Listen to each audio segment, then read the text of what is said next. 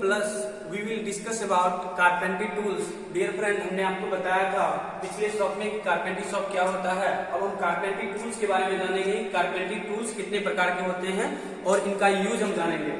Carpentry tools different types के होते हैं, जैसे measuring tools, marking tools, cutting tools, holding tools, planning tools, drilling tools और striking tools. सबसे पहले आते हैं हम मेजरिंग टूल्स। अगर हमारे पास कारपेंटरी शॉप में कोई भी वर्कपीस हमको दिया जाए जिसका एक shape and size according to requirement हमें बनाना हो, तो सबसे पहले हम कारपेंटरी शॉप में मेजर करते हैं, उस वर्कपीस का मेजरिंग करते हैं। तो मेजरिंग करने के लिए हमें सबसे पहले क्या चाहिए, तो उसके लिए मेजरिंग टूल्स में आता है स्टील रूल्स। दूसरा आता है डियर फ्रेंड ट्राई स्क्वायर, जो हम आगे भी दिखाएंगे आपको। उसके बाद बहुत सारे और आते हैं, जैसे स्क्रू दिया जाता है, जैसे वर्नियर आता है, vernier caliper. Dear friend, measuring tools में steel rule, try square, screw gauge या माइक्रोमीटर इसी को कहते हैं, और वर्नियर क्लिपर। अब आगे जैसे चलते हैं, सबसे पहले उस वर्कपीस का हम मेजरमेंट लेते हैं। मेजरमेंट में वो कितने सेंटीमीटर का होना चाहिए, अकॉर्डिंग टू रिक्वायरमेंट उसका शेप एंड साइज क्या होना चाहिए। स्टील रूल आप देख रहे होंगे डियर फ्रेंड, स्टील रूल ये होता है जो आपने बचपन में देखा होगा। इस पे 1 से लेकर 150 सेंटीमीटर तक इसमें दिया गया है, जिससे हम क्या कर पाते हैं, इसका मेजरमेंट कर पाते हैं किसी भी वर्कपीस का। उसके बाद है ट्राई स्क्वायर। ट्राई स्क्वायर इस टाइप का होता है।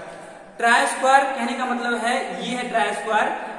इसमें क्या करते हैं, हम किसी वर्कपीस का मेजरमेंट तो कर ही पाते हैं, लेकिन इससे हम उसका स्ट्रेचनेस चेक कर पाते हैं कि वो जो वर्कपीस है वो प्लेन है या नहीं, एक स्ट्रेट में है या नहीं। ये ट्राई स्क्वायर है, जो ये ऊपर में स्टील का बना हुआ है और ये कास्ट आयरन का बना हुआ, और इसके बीच का एंगल 90 डिग्री होता है। ये ट्राई स्क्वायर होता है। उसके आगे स्क्रू गेज या माइक्रोमीटर और वर्नियर क्लिपर हम आगे वाले पार्ट में करेंगे। आगे मेजरिंग करने के बाद उसी वर्कपीस का हम मार्किंग करते हैं। मार्किंग कहने का मतलब मेजर किए, यदि हमारा उस वर्कपीस में 40 सेंटीमीटर मेजर करना है तो उसको मार्क करना पड़ता है। उसके लिए हमें मार्किंग गेज की जरूरत होती है। तो डियर फ्रेंड, ये है मार्किंग गेज। इस गेज को हम लगाते हैं और मार्किंग करते हैं। इस गेज से हम लगाकर मार्किंग करते हैं। ये मार्किंग गेज है।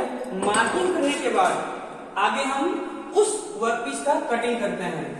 कटिंग करने के लिए हमारे पास डिफरेंट टाइप के वर्कशॉप में, कारपेंटरी शॉप में डिफरेंट टाइप के सॉ होते हैं, उससे हम कटिंग करते हैं। सॉ में हमारे पास डिफरेंट टाइप के सॉ होते हैं, जिसमें होता है rip saw, tenon saw, dovetail saw,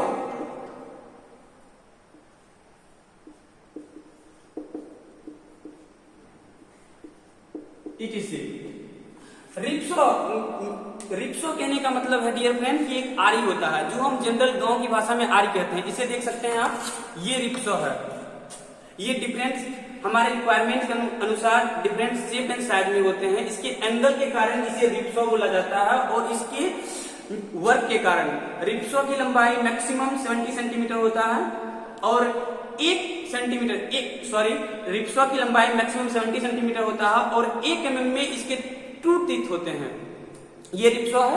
आगे हम देखेंगे टेनन सॉ। टेनन सॉ कौन सा होता है, ये टेनन सॉ है। टेनन सॉ इस प्रकार का होता है। अकॉर्डिंग टू रिक्वायरमेंट इस सॉ का हम यूज करते हैं। इसकी मैक्सिमम लंबाई 40 सेंटीमीटर होती है। आगे हम आएंगे, जब उस वर्कपीस का कटिंग करेंगे, कटिंग करने के बाद उस वर्कपीस का हम होल्डिंग करते हैं।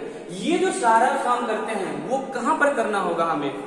होल्डिंग करने के बाद हमको प्लानिंग करना है, ड्रिलिंग करना है, उसके लिए हमको एक होल्डिंग डिवाइस होता है। उस होल्डिंग डिवाइस से हम उसको क्या करते हैं, होल्ड करते हैं, जिसको हम कहते हैं, होल्डिंग डिवाइस का नाम होता है बेंच वाइस। जनरली इसे वाइस कहा जाता है, और ये डिफरेंट टाइप्स के होते हैं अकॉर्डिंग टू रिक्वायरमेंट होता है। बेंच पे लगा होने के कारण इसे बेंच वाइस कहते हैं। पांव में लगाने के बाद इसे लेग वाइस कहते हैं। मशीन पे लगाने के बाद रिक्वायरमेंट यदि उस वर्कपीस का मशीन पे वर्क हो रहा है तो हम मशीन वाइस कहते हैं। तो ये जो होल्डिंग डिवाइस है इस होल्डिंग टूल्स का नाम वाइस होता है।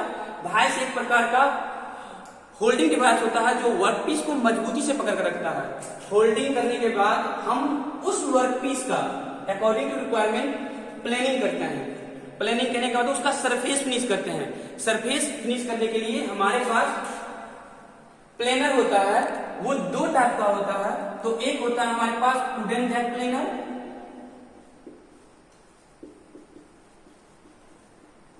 प्लेनर, और एक होता है आयरन जैक प्लेनर।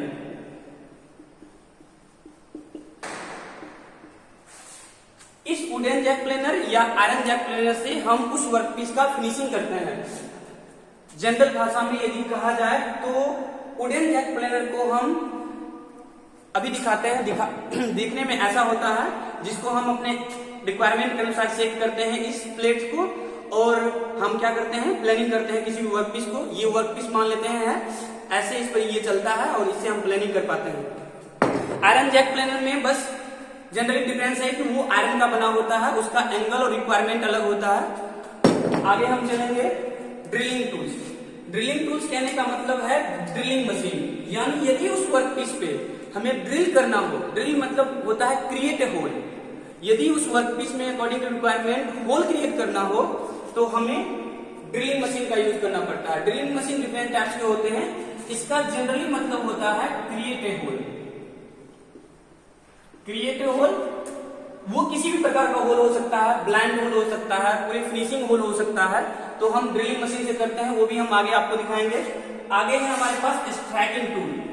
जनरली ये सब प्रोसेस होने के बाद आगे यदि हमें जरूरत पड़ती है उस वर्कपीस पर स्ट्राइक करने के लिए, तो हमारे पास स्ट्राइकिंग टूल होता है। स्ट्राइकिंग टूल जनरली हैमर होता है। हैमर हमारे जनरल भाषा में जिसको हम हथौड़ा बोलते हैं। तो ये डिफरेंट टाइप का होता है। इसमें जनरली 3 टाइप के हैमर हमको यूज करना होता है। तो 3 टाइप के हैमर में एक हैमर होता है सबसे पहले स्लैब हैमर,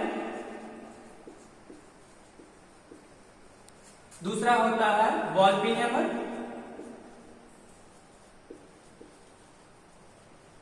और तीसरा होता है क्लॉ हैमर।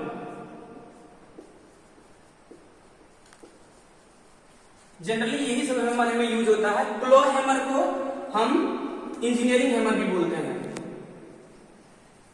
जनरली हम हैमर आपको दिखा रहे हैं। इस हैमर को हम दिखाकर बताते हैं कि ये कैसा दिखता है।